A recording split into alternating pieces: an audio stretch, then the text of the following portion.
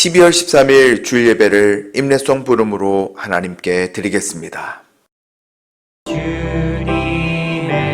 성령 지금 이곳에 임하소서.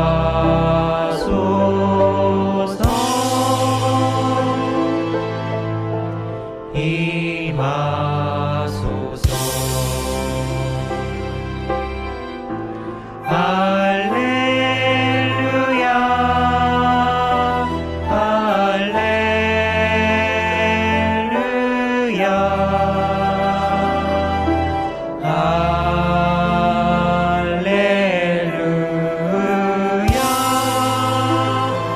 할렐루야.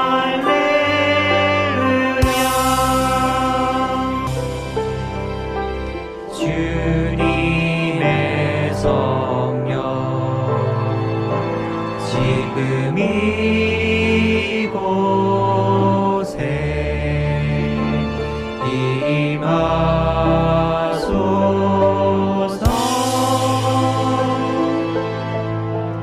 임하소서.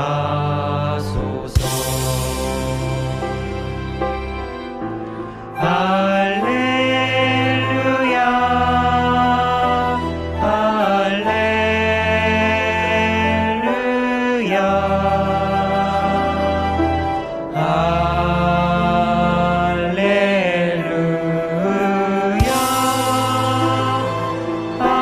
할렐루야.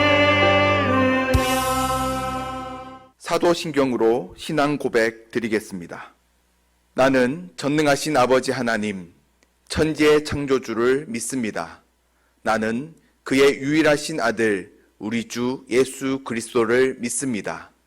그는 성령으로 잉태되어 동정녀 마리아에게서 나시고 본디오 빌라도에게 고난을 받아 십자가에 못 박혀 죽으시고 장사된 지 4일 만에 죽은 자 가운데서 다시 살아나셨으며 하늘에 오르시어 전능하신 아버지 하나님 우편에 앉아 계시다가 거기로부터 살아있는 자와 죽은 자를 심판하러 오십니다.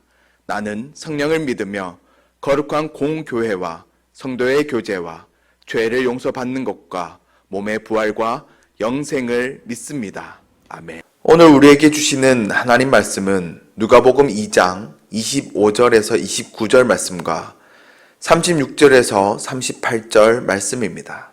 신약성경 90페이지입니다. 하나님 말씀을 제가 받들어 읽겠습니다. 예루살렘에 시므온이라 하는 사람이 있으니 이 사람은 의롭고 경건하여 이스라엘의 위로를 기다리는 자라. 성령이 그 위에 계시더라. 그가 주의 그리스도를 보기 전에는 죽지 아니하리라 하는 성령의 지시를 받았더니 성령의 감동으로 성전에 들어가매 마침 부모가 율법의 관례대로 행하고자 하여 그 아기 예수를 데리고 오는지라. 시므온이 아기를 안고 하나님을 찬송하여 이르되 주제여 이제는 말씀하신 대로 종을 평안히 놓아 주시는도다. 36절부터 38절 말씀입니다. 또 아셀 지파 바누엘의 딸 안나라 하는 선지자가 있어 나이가 매우 많았더라. 그가 결혼한 후 7해 동안 남편과 함께 살다가 과부가 되고 84세가 되었더라. 이 사람이 성전을 떠나지 아니하고 주야로 금식하며 기도함으로 섬기더니 마침 이때에 나와서 하나님께 감사하고 예루살렘의 속량을 바라는 모든 사람에게 그에 대하여 말하니라. 아멘. 모두 한 주간 평안하셨죠? 네. 점점 코로나 확산이 또 심해지고 경제나 여러 가지로 어려운 가운데 있습니다. 지금 우리가 어렵다 하는 것은 예전에 좋았을 때에 비해서 어렵다는 것이지 우리가 절대 빈곤에 있을 때에 비한다면은 그래도 아직 살만하고 사실은 넉넉합니다. 세계 역사 가운데 이스라엘만큼 고난과 좌절, 고통 속에 산 나라가 흔하지 않습니다. BC 586년, 그러니까 예수님 오시기 전 586년에 남쪽 유다 나라가 바벨론에 의해서 지배를 당하죠. 예레미야 선지자의 예언에 의하면 70년 만에 포로에서 돌아오리라. 그런 예언의 말씀이 있었습니다마는, 포로 귀환이 있긴 있었습니다마는 여전히 유대는 그 다음에 제국, 바사 제국 아래 또 놓이게 됩니다. 그 이후에 페니키아 제국, 알렉산더 대제, 그리고 예수님 오셨을 때까지 로마 제국 아래 지배를 받았습니다. 시간을 따지면은 BC 586년이니까 586년이지만 그 600년 가까운 세월 지배를 받았습니다. 그러니까 지금 이스라엘이 존재한다는 그것 자체가 신비한 일들이죠. 우리가 유대교다, 기독교다 이런 종교를 초월해서 그 민족 자체를 보면은 아주 특이한 민족임에 틀림이 없습니다. 물론 그 기나긴 세월 동안 또 북이스라엘과 통혼하여 혼합 종교에 빠지고 또 혼혈에 빠져버린 후손 사마리아인들도 있었지만도 정통 유대인들은 그 혈통과 그리고 신앙을 유지하고자 부단히 애쓴 민족도 이스라엘 민족들입니다. 그런 기나긴 세월 동안에 그들이 꿈을 꿀 수 없었고 미래를 계획할 수 없는 지경에 놓여 있었습니다. 물론 그렇게 꿈도 없이 기쁨도 없이 살다가 사라진 이들도 많았습니다마는 소수의 무리들은 끝까지 꿈과 미래에 대한 설계를 하며 살았던 이들이 있었습니다.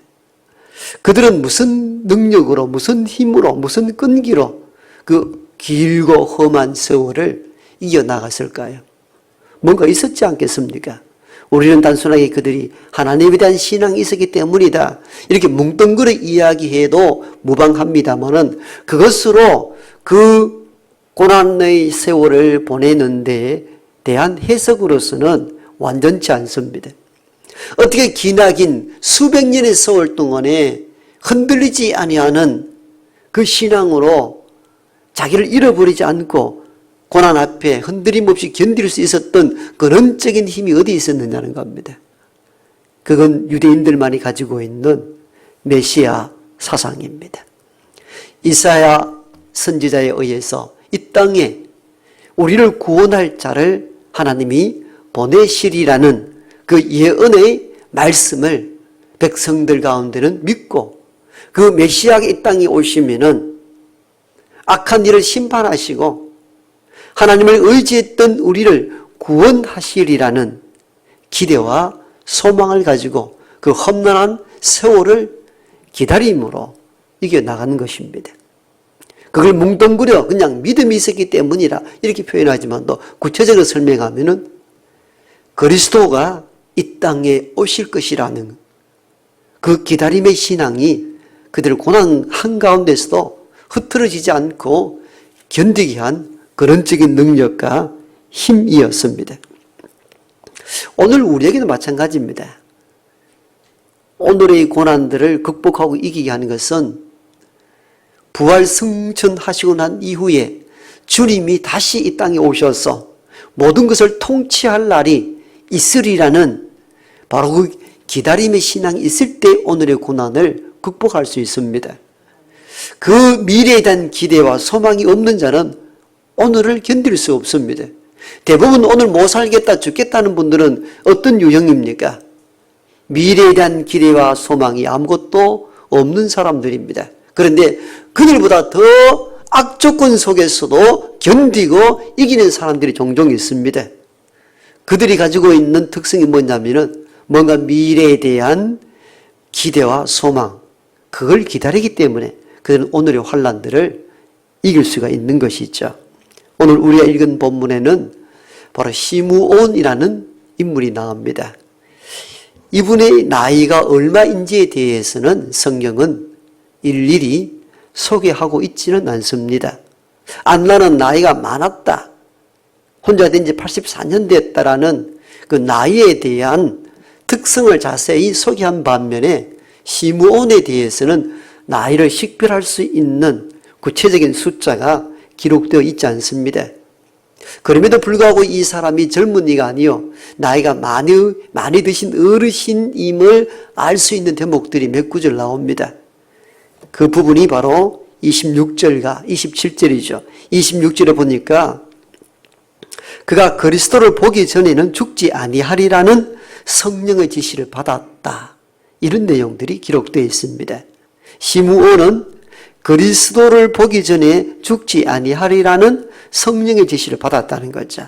여기서 그리스도를 보기 전에 죽지 아니하리라, 이 말의 의미 속에는 무엇이 포함되겠습니까? 이미 죽음에 가까워지는 나이임을 짐작할 수 있는 구절이죠. 27절에는 아기 예수를 만난 이후에 시므온의 말을 기록하고 있는데요. 이제 종을 편안히 놓아주시는도다. 이걸 뭘 말합니까? 인생의 큰 꿈을 이제 이루었으니까 이제 죽어도 유한이 없다, 이런 의미죠. 이런 맥락으로 해석한다면 시므온의 나이가 상당히 많이 들었다는 것을 예측할 수 있습니다.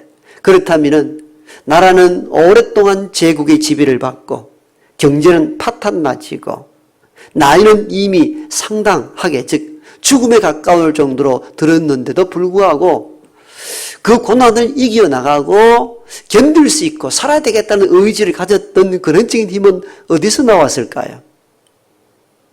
바로 이 땅에 우리를 구원할 구원자가 오실 것이라는 그 기다림의 신앙이 시므온에게 있었기 때문입니다. 오늘 본문에도 이스라엘의 위로자를 기다린다, 이런 표현이 기록되어 있잖아요. 시므온이 죽음에 임박할 정도로 나이가 많이 들었음에도 불구하고 젊은이처럼 기백을 가지고 미래에 대한 꿈을 꾸고 소망할 수 있었던 것은 바로 우리를 구원할 자 그리스도가 분명히 오실 것이라는 그 기대와 소망, 그 기다림의 신앙이 시므온에게 있었기 때문입니다. 그래서 그 환난과 오랜 지배국 가운데서도 낙심치 않았던 가장 근원적인 힘이 거기서 나온 것입니다. 그리스도가 오실 것이라는 그 기대와 소망, 그것이 그를 견디게 한 것입니다. 시몬은 끝내 그것을 믿고 기다린 나머지 성전에서 아기 예수를 만나는 장면이 오늘 본서에 잘 기록되어 있습니다. 환난과 핍박과 위기와 어려움 속에서도 미래에 주님께서 우리 위에 이 땅에 오시리라는 소망을 가진 자에게 하나님은 선물로 아기 예수님을 만날 수 있는 큰 은혜를 그에게 베푸신 것입니다. 그러면 우리는 이 장면을 바라보면서 오늘 이 어려운 현실 가운데 우리를 견디게 하는 근원적인 힘은 어디에 있는가 자세히 보셔야 합니다. 그게 물질인지 세상의 권력인지 지위인지 그 어떤 기반 위에 내가 어떤 안정을 누리고 있는가, 아니면 그리스도 예수가 여기 우리와 함께 하실 뿐만 아니라 장차 이 땅에 오셔서 악한 일을 심판하고 참으로 믿는 자에게 구원을 베푸실 그날이 있기에 그 기다림의 신앙으로 오늘을 견디는지 이걸 볼 줄 알아야 됩니다. 세상에 있는 기반은 언제가 무너질 수가 있습니다. 물질도 사라질 수가 있고 신분과 지위도 바람처럼 날아가 버릴 때가 있습니다. 그 기반 위에 우리가 안정을 꿈꾼다면 그 기반이 사라지는 순간 우리의 모든 현실이 무너지기 시작합니다. 이건 우리가 일상을 살아가면서 경험한 일들입니다. 하루아침에 가산이 무너지고 실업의 신세로 전락했을 때 사람들 못 살겠다, 죽겠다 하는 이들이 뭡니까? 그 기반 위에 자신의 안정을 추구했기 때문입니다. 그래서 세상의 기초, 세상의 기반들은 완벽하지 않습니다. 고난을 이겨나가고 고통 속에 견딜 수 있는 근원적인 힘은 세상의 기반 위에 있는 것이 아니고 그리스도가 이 땅에 다시 오시리라는 바로 이 신앙, 기다림의 신앙이 있는 자에게 주어지는 하나님의 선물인 줄 믿습니다. 우리가 이 신앙을 가져야 합니다. 오늘 기다림의 신앙에 대한 본을 보인 이가 시므온 이외의 한 사람을 더 소개하고 있습니다. 그가 우리가 잘 알고 있는 안나 할머니입니다. 안나 할머니에 대해서는 짧지만도 자세한 소개를 하고 있습니다. 그가 결혼하여 7년 살다 남편과 사별하고 혼자 84년을 살아왔다. 이렇게 기록하고 있습니다.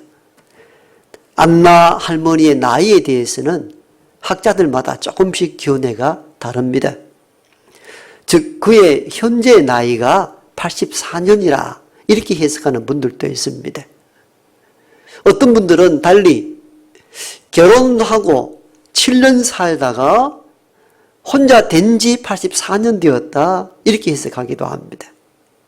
이건 왜 이런 차이가 오는가 하면 헬라 원어 단어의 특성 때문입니다. 완료 형태로 되어 있기도 하고 미래 완료 형태로 되어 있는 그런 상태 때문에 현재 나이가 84년이다는 분들과 그렇지 않다. 혼자 된 지 84년 되었다 하는 분들이 있습니다. 혼자 되고 난 뒤에 84년 같으면 100세가 좀 넘었겠죠.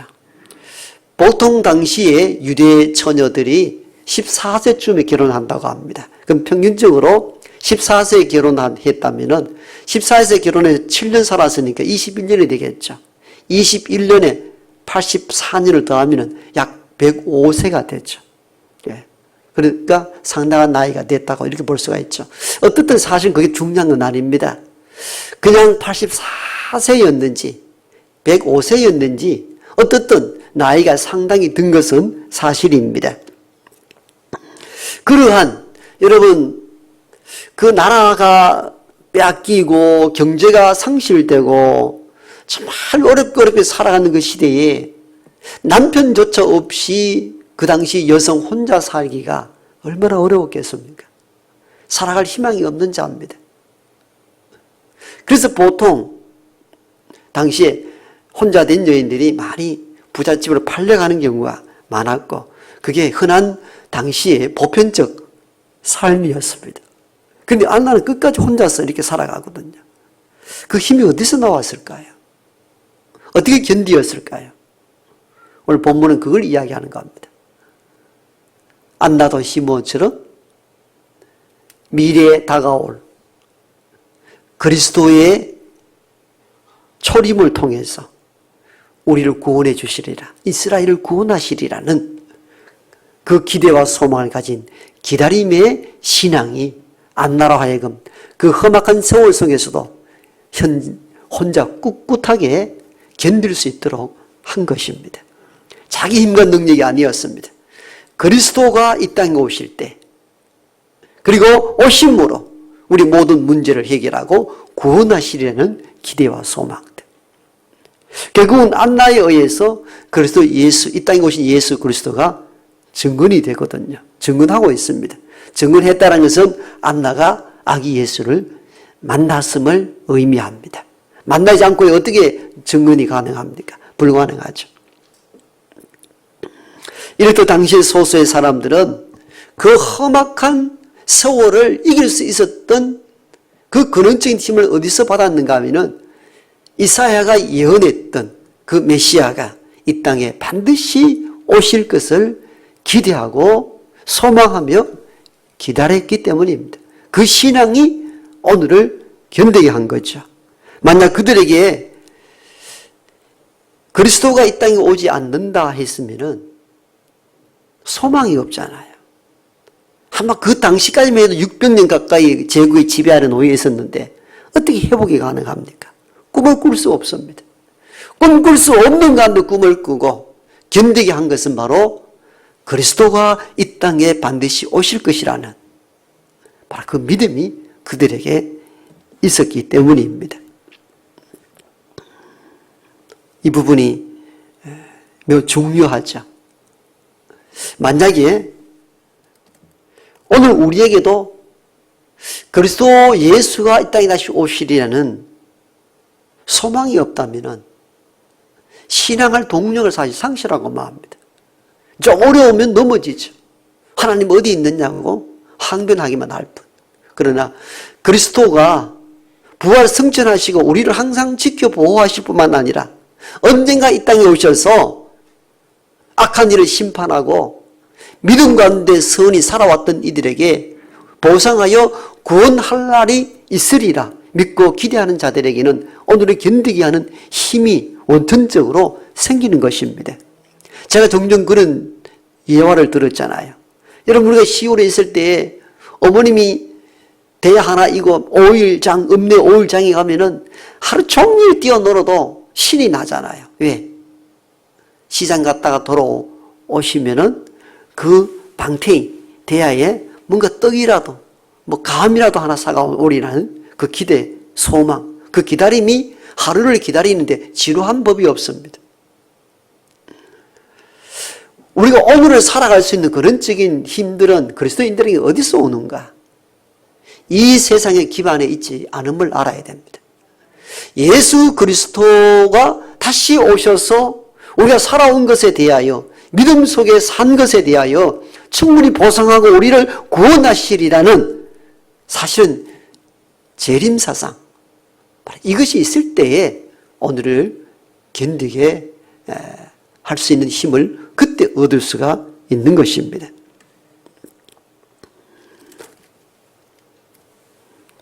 여러분, 한국의 근대 소설 가운데 춘향전을 보면 어떻습니까? 춘향이가 사또의 청을 거절하잖아요. 사또의 청을 받아들이면은 잘 먹고 잘 살 수 있는 길이 열리지만도 근데 거부하잖아요. 거부할 수 있는, 권력 앞에도 거부할 수 있고 고난을 자처할 수 있는 것은 무엇 때문입니까? 그냥 그들의 인생이 끝난다면은 흔들려서 법하죠. 그죠? 거절할 수 있었던 근원적인 힘은 지금은 떠나가 있지만도, 지금은 소식이 없지만도 언젠가 이 도령이 높은 뱃슬을 안고 나를 다시 찾아오리라는 기대와 소망이 있었기 때문입니다. 기대와 소망이 있을 때에 현재의 두꺼운 고난도 극복이 가능한 것입니다. 지금 우리가 보내는 교회력은 대림절입니다. 이전에는 강림절이라기도 하고, 대림절은 부활 승천하여 하늘로 올리우신 그리스도가 다시 이 땅에 오시리라는 그것을 기다리는 절기가 대림절입니다. 성서에 나오는 시므온 안나는 초림이죠. 그리스도가 이 땅에 처음 오신 것을 받아들이고, 우리는 가신 그분이 다시 오시리라는 기대와 소망을 안고 기대하며 기다리는 절기가 대림절입니다. 초기에 예수님께서 십자가상에서 죽고 부활 승천하고 난 뒤에 남아있는 사도들은 많은 박해를 받았습니다. 심지어 화형을 당하기도 하고 사자가 울거리는 원형극장에 사자의 법으로 던져지기도 했습니다. 그럼에도 불구하고 신앙을 잃어버리지 않았던 가장 큰 이유가 어디에 있었겠습니까? 여러 가지 이유가 있습니다만 핵심은 바로 주께서 다시 오셔서 우리를 구원하실 것이라는 그 약속, 그 기대감을 잃어버리지 않았기 때문입니다. 바로 그 주님이 다시 오시리라는 그 믿음이 그 환난을 이기게 하고 목숨을 던지면서까지 신앙을 유지할 수 있었던 힘이 되었던 것입니다. 그만큼 주님이 다시 오시리라는 이 기대와 소망은 중요한 것입니다. 오늘 또 우리가 대림절이라고 이렇게 보라색 꽃으로 양초, 틀이 이렇게 장식을 하고 있습니다만은 그냥 성탄절 문화로 하는 것인가? 아니면 이러한 일들을 통해서 우리가 주님이 다시 이 땅에 오시리라는 기대와 소망을 가지고 기다리고 인내할 수 있는 신앙을 배우는 계기로 삼아야 되는가 깊이 고민하셔야 됩니다. 예전적 색깔은 보라색입니다. 십자가도 보라색이죠. 꽃도 보라색입니다. 그 꽃장식 하시는 분들은 교회력 절기를 쫓아가는 거죠. 왜 보라색입니까? 보라색은 기다림의 꽃말이 있습니다. 기다림입니다. 왜 양초에 불을 피웁니까? 한 주 한 주? 불빛은 어둠을 몰아내는 것입니다. 대림절을 주님이 오시리라는 그 기대와 소망을 가지고 준비하라는 것입니다. 절망이 아니요. 언제가 어둠을 몰아내고 빛으로 오실 그리스도를 영접할 준비를 하라는 것입니다. 그냥 아름답게 장식하기 위하여 보라색 꽃을 꽂고 양초에 불을 지피는 것은 아닙니다. 다 메시지가 있기 때문에 이런 예전적인 것을 중요시 여겼던 것이죠. 우리는 이러한 장식을 보고서도 미래 꿈과 희망, 그리스도 오심에 대한 기다림이 없습니다. 종종 우리는 기다리는 척하지만도 말 그대로 척할 뿐 진짜 기다리지 않습니다. 어떤 부인이 극장에 공연을 갔다가 집에 돌아보니까 다이아몬드 목걸이가 없어진 것을 알았습니다. 하도 박수치고 흔들다 보니까 어디 풀렸는지 떨어졌는지 어디 찾을 길이 없어서 극장에다가 전화를 했습니다. 극장 관리인의 전화를 받았습니다. 제가 얼마 전에 극장 어떤 좌석 면전에 앉아서 공연을 보았는데 집에 와보니까 그 값비싼 다이아몬드가 없어졌다고. 그러더니 관리인이 그 부인 잠시 좀 기다려 주십시오. 그때는 뭐 휴대폰이 있는 계절이니까 아주 오랜 지역에 있으니까 그냥 유선으로만 통화가 되는 시대입니다. 그러던 관리인이 극장의 모든 좌석들을 쫙 찾는데 그 떨어진 다이아몬드를 목걸이를 찾아왔습니다. 급히 사무실로 달려와서는 아주 내려놓지 않았던 수화기를 들고 부인 다이아몬드를 찾았습니다. 너무 기쁘고 감격스러워서 상대방에 전화하는데 상대방의 전화 음성이 들리지 않습니다. 여보세요? 여보세요? 아무리 부르짖어도 대답지 않습니다. 그때는 착신 번호를 알아낼 수 있는 그런 장치가 되어 있지 아니하였던 다이얼 시대여서 결국은 그 부인을 찾지 못했다고 합니다. 그 부인은 결국 다이아몬드를 잃어버리게 된 것이죠. 이 이야기를 들으면서 저와 여러분들은 어떤 생각을 갖습니까? 우리가 사는 모습이 이 부인과 비슷하지 않느냐는 겁니다. 우리가 급해서 주님 오시지요 이렇게 말하지만도 사실 우리가 살아가는 것은 금방 전화해놓고 금방 물건이 찾아지지 않았다가 해서 전화를 끊고 뒤돌아서 버리는 이 부인처럼 우리는 급하면 주님 오시겠지 하지만도 사실은 일상 속에 그냥 뒤돌아서 가버립니다. 주님 오시든지 말든지 아무 상관없이 그냥 살아가는 거죠. 여러분 대림주의를 맞이하면서 대림주의를 보내면서 간 주님 오심에 대한 생각을 한 번이라도 해본 적이 있으십니까?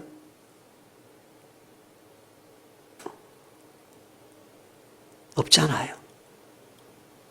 대부분 그렇게 살아갑니다. 아이고 다음 주 개날인데 그때 개는 한번 받아보고 다음에 오시지. 오늘 오신다면은 가장 기쁘게 맞이할 사람이 몇이나 되겠는가.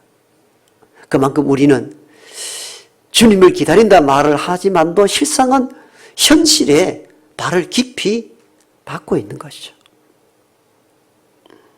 평생 아파트 한 번 못 살아봤는데 아파트 분양 당첨돼 가지고 내년 2월 초에 입주한다는데 그건 끝이라도 나고 오면 좋을 낀데 지금 오면 잘라고요. 이런 생각이 들 수도 있죠. 그만큼 우리는 주의 오심에 대한 기대가 사실은 없는 거죠.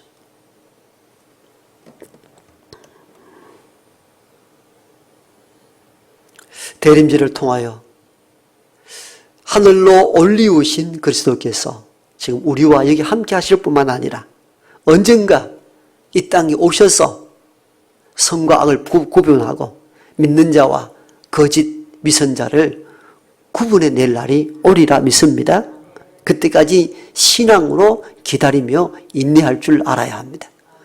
믿음의 선조들은 그 고난의 세월 가운데 다 기다림으로 그 고난의 날들을 이겨나갔습니다.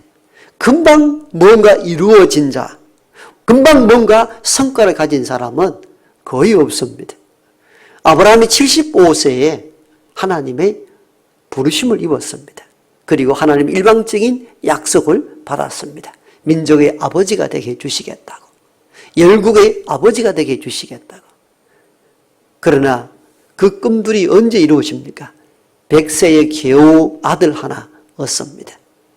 하늘의 무별과 같이 많게 해주셨다는 그 약속은 100세 25년 지난 뒤에 외아들 하나 얻은 것이 전부였습니다.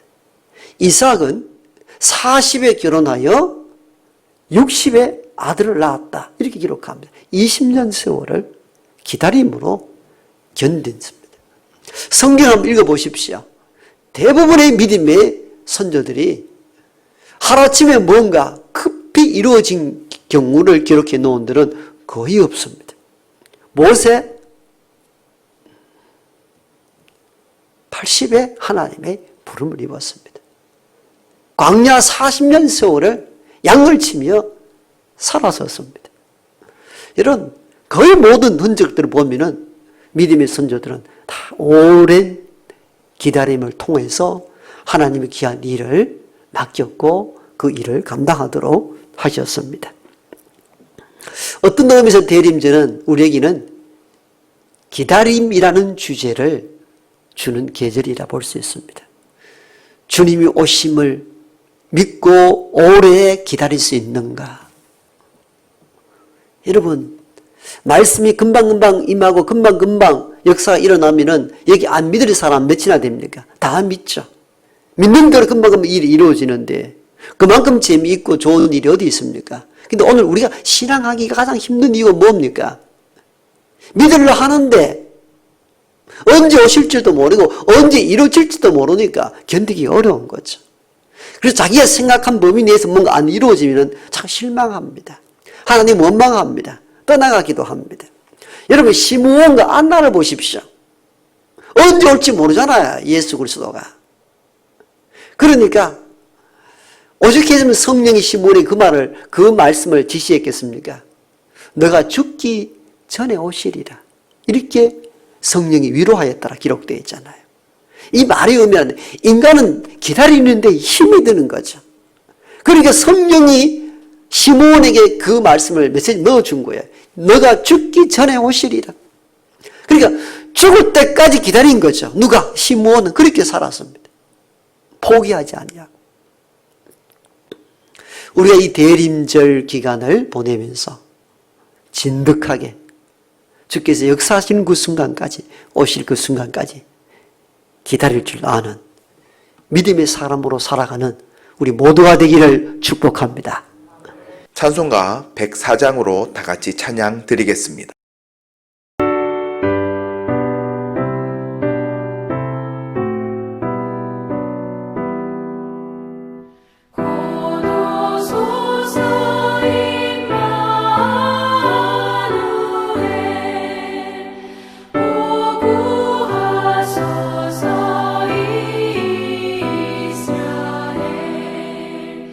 그 보로 생활고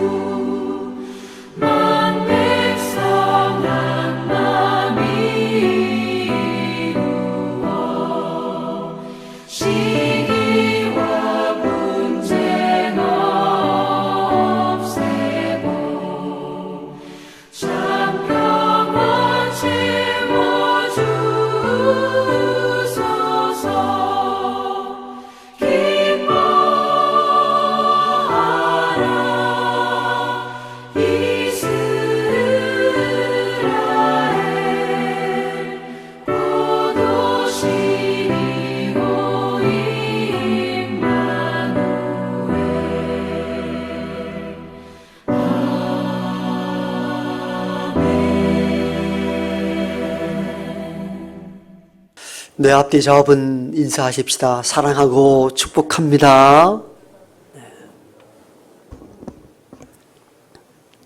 주보를 중심으로 교회 소식 몇 가지 알립니다.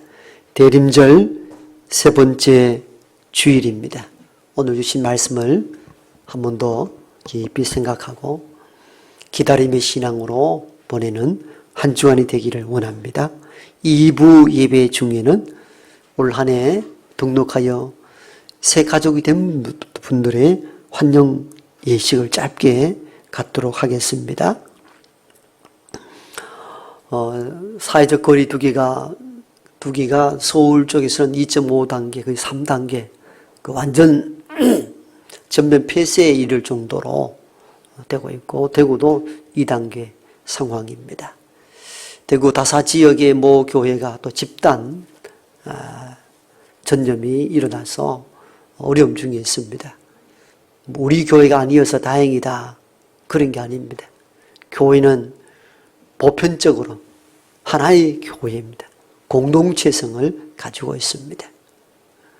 손가락이 아프면은 머리가 아프지 않다고 아프지 않는 건 아니잖아요. 다 통증을 느끼듯이 한 몸 지체된 교회 공동체는 누군가 아파하고 누군가 힘들고 어려우면 같은 아픔을 느껴야 됩니다.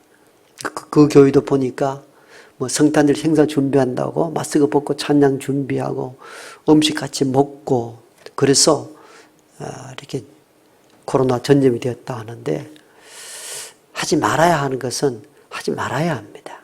이게 참 교회 목사로서 부끄러움과 참 사회적 책임에 대해서 뭐라 말하기가 참 힘듭니다. 이웃들에게 뭐라 말할까? 저들은 신천지보다 참 더 독하다 할 것 아니에요. 우리는 이렇게 생각하죠. 우리 신앙을 지키는 것이라고. 여기서 우리가 자꾸 혼란이 일어나는 거죠.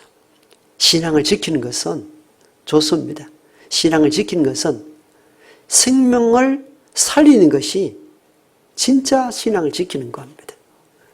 그로 인하여 이웃의 폐해가 되고 이웃의 생명 위기가 온다는 것은 참 신앙의 모습이라 여기기에는 참 어려움이 있습니다.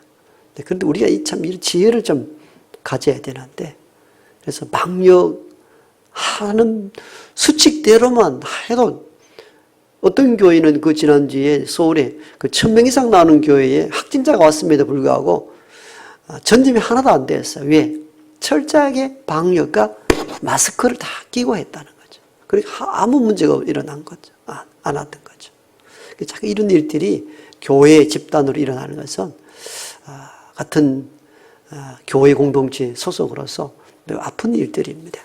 그래서 방역 당국의 수칙대로 지켜나가는 것이 우리가 해야 될 도리입니다. 그래서 방역 수칙에 좀 최선을 다해 주셨으면 좋겠습니다. 다음 주는 예결산위원회 모임을 갖습니다. 예결산위원 명단은 가정예배란에 기록되어 있습니다. 우리 교회도 재난지원금을 좀 지급하려고 준비 중에 있습니다. 각 구역 지도자분들은 구역 가정 한 분 한 분 다 살펴보시고 도움이 필요한 가정들을 이렇게 기록하여 교회에 제출하시고, 당에 모여보니까 목사님 또 자기 빠진 분들은 또 불평이 일어나면 어떻게 합니까? 그래서 자원하여 자신들이 다 신청하는 것도 넣었으면 좋겠다 해서 그렇게 하시자 하는데, 자진하여 이렇게 신청하는 것도 필요합니다. 본인이 그렇게 하면 구역장이 전화 올 때에 이렇게 말씀을 드려도 좋겠습니다. 내년도 강단 장식 하실 분들 교회 현관에 배치되어 있으니까 신청해 주시기를 바랍니다.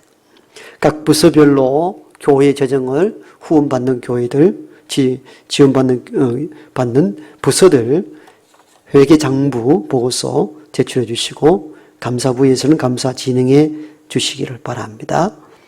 요람 병정상 있으신 분들 행정실에 문의해 주시기를 바랍니다. 노회 여전도의 지역회, 또 남선교회 연합회가 오늘과 그리고 여전도일 내일 내일 모임 조상을 합니까? 수칙에 방역 수칙을 지키시고 은혜 가운데 잘 다녀오시기를 바랍니다. 그 200소식은 주보를 참고하면 되겠습니다.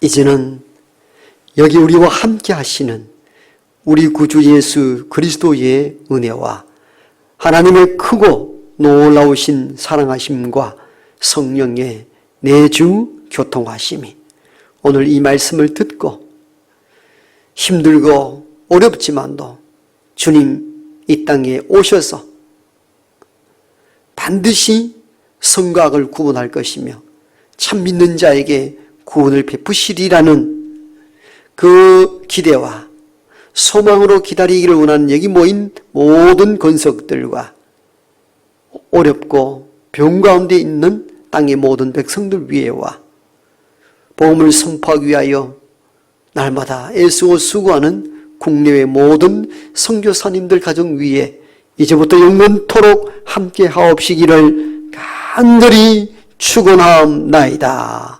아멘.